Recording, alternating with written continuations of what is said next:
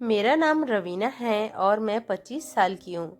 मैं दिखने में काफ़ी खूबसूरत हूँ, लंबे बाल, सुंदर शरीर, सब कुछ है मेरे पास और एक अच्छी सी कंपनी में जॉब भी करती हूँ। मेरे ही साथ एक लड़का काम करता है जिसका नाम चेतन है।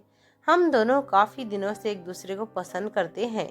दोनों मिलते हैं, बात करते हैं, एक दूसरे के साथ बहुत अच्छा लगता है। सब कुछ सही से चल रहा था। काम का प्रेशर इतना ज़्यादा था कि कुछ सोचा नहीं था, लेकिन चेतन हाँ बहुत दिनों से शादी के लिए कह रहा था। मैंने कहा ठीक है बाबा, कर लेंगे, अभी कुछ दिन और रुक जाओ। ऐसा करते करते हमारे रिलेशन को 6 महीने से ज्यादा हो गया था। हम दोनों एक दूसरे का बहुत ख्याल रखते, एक दूसरे के बारे में सब कुछ जानते थे। चेतन के पिता गांव में रहते हैं और मेरा कोई नहीं है। जब बहुत छोटी थी तभी मेरे माता पिता गुजर गए थे। मैं अपने चाचा चाची के पास रहती थी। जब से अच्छी कंपनी में जॉब लगी है, मैंने अच्छा सा कमरा ले लिया था और मैं वहीं रहती हूँ। काफी दिनों से सोच रही थी शादी के बारे में, लेकिन अगर इस तरह से सोचते रहे तो मैंने कहा उम्र ही सच में निकल जाएगा। क्योंकि चेतन हमेशा कहा करता था शादी कर लेते हैं, शादी कर लेते हैं ना यार। मैंने कहा ठीक है कर लेते हैं, वैसे भी काम करते करते करते रहे तो वैसे भी सच में उम्र निकल जाएगा। और फिर चेतन और मैंने मंदिर में जाकर शादी कर ली। बस बस कुछ ही दोस्त थे और हमने शादी कर ली थी।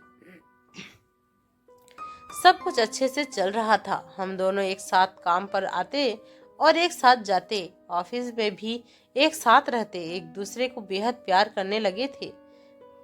काम करते करते हमें अपना प्यार जो मिल गया था, एक दूसरे की खुशी के लिए हम दोनों ही सोचते। कभी मैं थक जाती तो चेतन खाना बना देता, तो कभी मैं बना देती। हम दोनों बराबर ही एक दूसरे का साथ दे रहे थे। लेकिन ऑफिस से आने के बाद मानो ऐसा लगता जैसे शरीर में जान ही ना हो। मैं थक कर सो जाती, चेतन मुझे उठाते और खाना भी खिलाने लगते। एक दिन वह कहने लगे, यह अच्छी बात नहीं है रवीना, तुम हमेशा ऐसे ही सो जाती हो।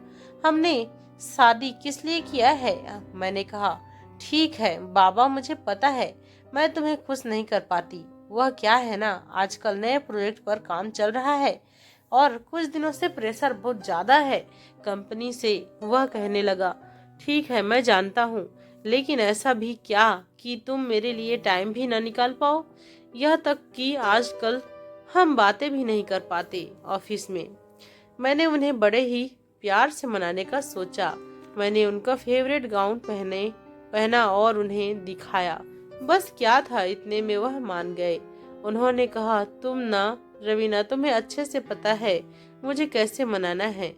मैंने कहा बस इतनी सी तो बात थी, चलो फिर शुरू करते हैं कार्यक्रम। हम दोनों ने एक दूसरे को जी भर कर प्यार किया और फिर सो गए। सुबह मैंने जल्दी से दोनों के लिए नाश्ता बनाया और जल्दी जल्दी खाकर दोनों ऑफिस के लिए निकल गए। हम दोनों ही की यही लाइफ थी। हम दोनों बहुत ज्यादा खुश थे अपने लाइफ में। एक दिन हम दोनों खाना खाकर ऐसे ही लेटे हुए थे कि चेतन के पिताजी का फोन आया। वह कहने लगे बेटा, अब मुझसे अकेले नहीं रहा जाता, या तो तू यहाँ आ जा या फिर मुझे लेकर चल। तेरी माँ के गुजर जाने के बाद जैसे यह घर मुझे काटने को दौड़ रहा है। बाहर जाऊंगा तो मुझे भी अच्छा लगेगा।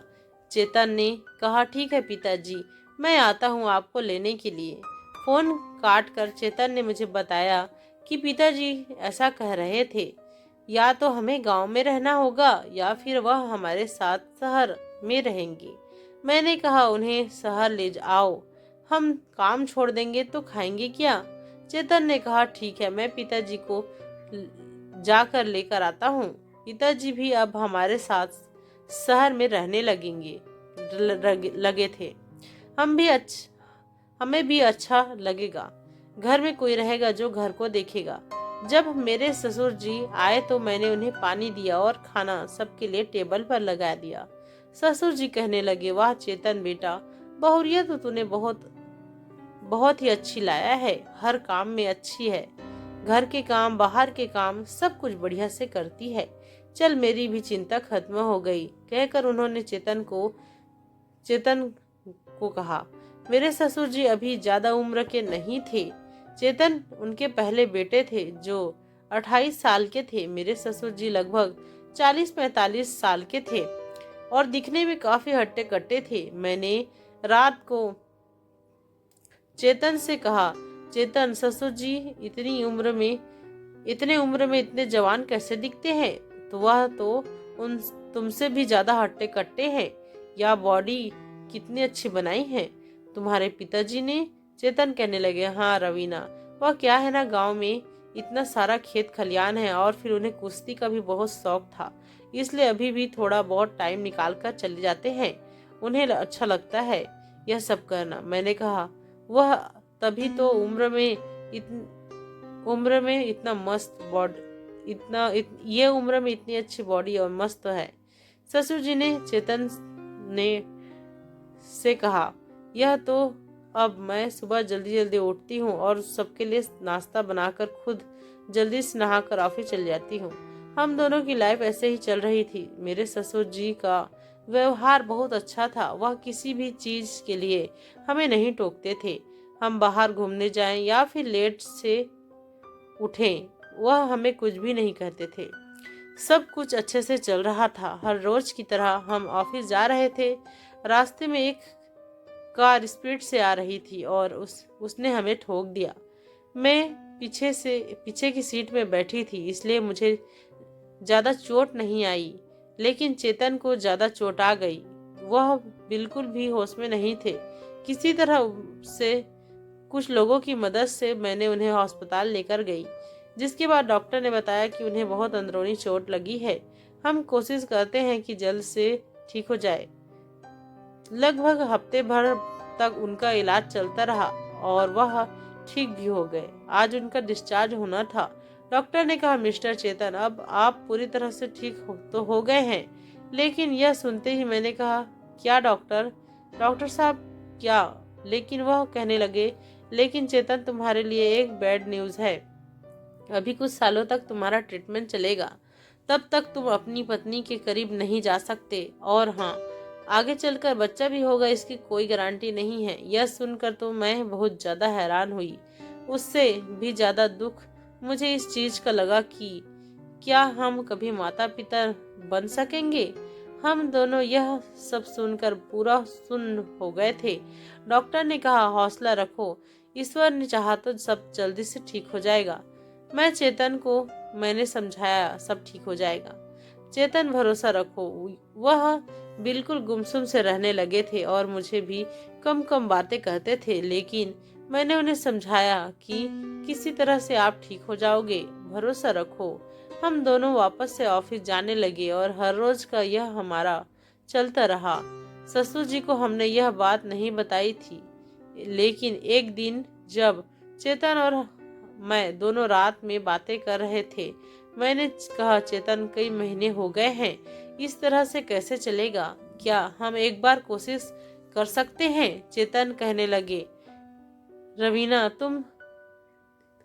तुम जानती तो हो, कोशिश करके देखा है। हम दोनों ने जैसे ही कुछ करने की कोशिश करने के लिए चेतन बिल्कुल कुछ नहीं कर पाए और पता नहीं कैसे मुझे बहुत गुस्सा आ गया। अगर ऐसा था तो मुझसे दिलासा क्यों दिलाया कि तुमसे हो सकता है। इस स्टेज पर लाकर तुम मुझे सपोर्ट नहीं कर रहे हो, यह कहकर मैंने उन्हें बहुत ज्यादा सुना दिया। चेतन चुपचाप थे और चुपचाप सो गए। ससुर जी ने यह बातें शायद सुन ली थी। उन्हें पूरा पता चल गया कि उस दिन के बाद से हमारे जीवन में उस चीज की कमी हो गई है। कोई भी इंसान कहने के लिए तो कह देता है, लेकिन कितने दिन तक रह सकता है। अब मेरे व्यवहार में चिड़चिड़ापन सा आ गया था। मैं चेतन से कुछ नहीं कहती थी, लेकिन फिर भी पता नहीं कैसे हम दोनों के बीच में लड़ाइयाँ शुरू होने लग गई थी।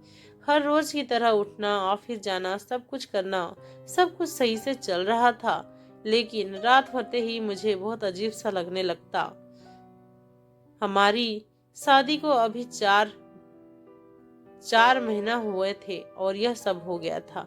मैं सब सोचने लग गई जाती थी कि अब हम क्या करें जिससे यह सब ठीक हो जाए, लेकिन इसका कोई इलाज नहीं था। डॉक्टर ने सब्र रखने के लिए कहा था, जो कि मुझसे नहीं हो रहा था। चेतन की तरफ देखा तो वह बहुत गहरी नींद में सो गए थे। मैंने कहा, इन्हें तो कोई चिंता ही नहीं है हमारे भविष्य की। मुझे नींद नहीं आ रही थी, इसलिए मैं बाहर निकल गई और हॉल में टहलने लगी। सोचने लगी कि क्या कर सकते हैं, क्या होगा मेरी जिंदगी का, क्या सब कुछ ऐसे ही चलते रहेगा। तभी ससुर जी बाहर आए और उन्होंने कहा, क्या हुआ बहुरिया, तुम सोई नहीं? मैंने कहा, नहीं, नींद नहीं आ रही थी। ससुर जी इसलिए टहलने लगी। ससुर जी कहने लगे, अच्छा, तुम्हें नींद नहीं आ रही थी? वैसे हमें भी नींद नहीं आ रही थी, इसलिए हम भी टहलने निकल गए, बाहर आ गए। ससुर जी कहने लगे, एक बात बोले बहू, आजकल तुम बहुत ज्यादा चिंता में रहती हो, मुस्कुराना तो जैसे भूल ही गई हो। चिंता मत करो, सब ठीक हो जाएगा। मैंने कहा, क्या ठीक हो जाएगा ससुर जी, कुछ भी तो नहीं हुआ है, सब कुछ तो ठीक है, बस नींद नहीं आ रही थी ना, इसलिए टहलने निकल गई, और कोई बात नहीं है। हम सब जानते हैं बहू, हमसे छिपाने की जरूरत नहीं। मैं बहुत दिनों से देख रहा हूँ, तुम बेचैन बेचैन सी रहती हो और बेवजह चेतन से लड़ाई करती रहती हो। ऐसा करने से कैसे काम चलेगा, तुम्हें हौसला रखना होगा। इतना कहकर उन्होंने मेरे कंधों पर हाथ रखा। उनके हाथ रखने से जैसे मेरी आंखें अपने अपन बंद हो गई और मैं लंबी लंबी सांस लेने लगी। कहा, यही तो नहीं होता ससुर जी, यह तो उम्र ही ऐसा है कि इंसान मौज मस्ती करता है। मेरे जीवन में तो ऐसा कुछ है ही नहीं। अभी अभी शादी के 4 महीने हुए हैं और 1 महीने से तो आपके बेटे ने जैसे मेरे जीवन में सब कुछ छीन लिया, और यह सब कब तक चलता रहेगा? कई महीने हो गए हैं, सब कुछ कब तक ऐसा चलेगा? मुझे भी नहीं समझ आ रहा था। ससुर जी कहने लगे, कोई बात नहीं बहू, मैं हूं ना, तुम चिंता क्यों करती हो?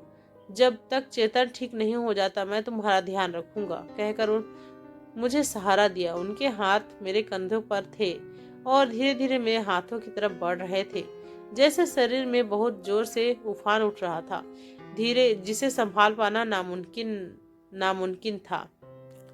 उन्होंने झटके से फिर मुझे उठाकर अपने कमरे में ले गए।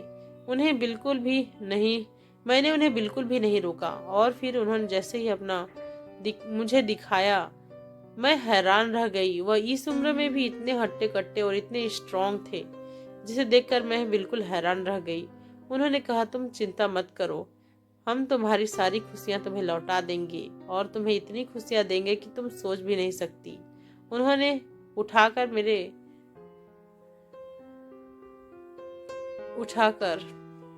ले डाली, जो कई महीनों से बंद पड़ी थी। मैंने कहा, ससुर जी, धीरे धीरे, आपका बहुत सख्त है, कुछ हो जाएगा। वह कहने लगी, इसकी चिंता तो मत करो, तुम्हें कुछ नहीं होगा। यह कहकर उन्होंने बड़े ही प्यार से मेरे साथ कार्यक्रम जारी रखा। इसके बाद ऐसा करने से मैं बहुत ज़्यादा खुश हुई और मैंने उन्हें बिल्कुल भी नहीं रोका। यह सुख जिससे मैं कितने दिनों तक अनजान रह गई, जिसके लिए मैं बहुत ज़्यादा तरस रही थी, वह आज जाकर मुझे मिला। इतनी खुशी तो मुझे चेतन भी नहीं दे पाए थे जितनी ससुर जी ने दिया था। कुछ घंटे तक यह सब चलता रहा और आखिर में उन्होंने कहा, क्यों, कोई कमी तो नहीं है बहुरिया? मैंने कहा, बिल्कुल नहीं, बिल्कुल नहीं, आपने ऐसी खुशी दी है जिसके बाद तो कोई कमी रहने की कोई गुंजाइश ही नहीं है। मैं आपके इस सेवा से बहुत खुश हुई और अब मैं भी बहुत खुश रहने लगी। मैं बहुत ज्यादा खुश दिखाई देने लगी। तो चेतन ने कहा, क्या बात है रवीना, आजकल तुम बहुत दिनों बाद मुस्कुरा रही हो? मैंने कहा, नहीं, ऐसी कोई बात नहीं है। वह क्या है ना, कब तक इंसान दुखी रहे, इंसान को अपनी खुशी खुद ढूंढनी पड़ती है। खुद का चेतन ने कहा, यह हुई ना बात, कब तक दुखी रहूंगी, इसलिए मैं भी खुश हूँ। चेतन ने कहा, यह हुई ना बात, अब लग रही हो पुरानी रवीना के जैसे। फिर सब लोगों को नाश्ता कराकर जैसे ही मैं रेडी हो रही थी, मैं चेतन से कहा, चेतन पता नहीं कैसे तो मेरे पूरे शरीर में दर्द हो रहा है, बहुत थकान महसूस हो रही है। चेतन कहने लगे, कोई बात नहीं रवीना, आज तुम ऑफिस से छुट्टी ले लो, वैसे भी कितना काम करती हो, थक जाती हो, एक दिन आराम कर लो। मैंने कहा ठीक है, आज आराम कर लेती हूँ, कल से चलूंगी। चेतन ऑफिस चले गए और मैं घर में रही। थोड़ी देर बाद फिर से ससुर जी आए और उन्होंने कहा, क्या हुआ बहू, तबीयत तो ठीक है ना? मैंने कहा, ससुर जी सब सही है, बस मन कर रहा था कि थोड़ा और इलाज करा लूं, थोड़ी सी तबीयत ठीक नहीं लग रही थी। ससुर जी ने कहा, अच्छा ऐसी बात है क्या? मैंने कहा, इस तरह से आपने कल सेवा दिया था, मन नहीं कर रहा था कि ऑफिस जाऊं। अच्छा यह बात है, तो हम आपको फिर से खुश कर देते हैं, कहकर उन्होंने फिर से मुझे इसके बाद देना शुरू कर दिया। उनका जो इतना खतरनाक ताकतवर था, जिसके जाने बाद ऐसा महसूस होता था जैसे मैं खुशियों के स्वर्ग में आ गई हो। वह बहुत ही मजेदार और सुकून देने वाला था, जिसके एक ही डोज से सब कुछ शांत हो जाता था, ना कोई दुख चिंता, सब कुछ खत्म हो जाता था। अच्छा लगता था सब कुछ। हम दोनों ने पूरे दिन एक दूसरे को इलाज कर दिया। बार पता है मेरी उन्होंने कहा, आज पहली बार पता है मेरी पत्नी के गुजरने के बाद मैं बहुत दिनों से अकेला था। खुशियां तो जैसे मुझसे भी रूठ गई थी। तुम दोनों के साथ मुझे बहुत अच्छा लगता है। मैंने कहा, ससुर जी आपको कहीं जाने की जरूरत ही नहीं है, हम दोनों हैं ना आपके लिए, और मैं आपका ख्याल रखने के लिए, आपको सेवा देने के लिए हमेशा हाजिर रहूंगी। फिर से उन्होंने मेरी को ले पकड़कर रगड़ दिया और इसके बाद सारे रस बाहर आ गए जाते पूरे शरीर तरोताजा हो जाता। उनके ऐसा करने से हम दोनों इस कार्यक्रम को कम से कम घंटों तक चलाते रहते थे। इसके बाद मैं बहुत ज्यादा खुश हो जाती थी और आप मेरे जीवन में किसी भी प्रकार की कोई भी कमी नहीं थी। जो भी कमी थी वह उन्होंने सब पूरी कर दी थी। तो दोस्तों, इस तरह से मैंने अपने वैवाहिक जीवन को संभाल लिया और ससुर जी का साथ पाया। दोस्तों, आपको ये कहानी कैसी लगी कमेंट करके जरूर बताना। हमारा स्टोरी को लाइक और चैनल को सब्सक्राइब जरूर कर लेना। हम आपके लिए ऐसे मजेदार कहानियां लेकर आते रहते हैं। धन्यवाद।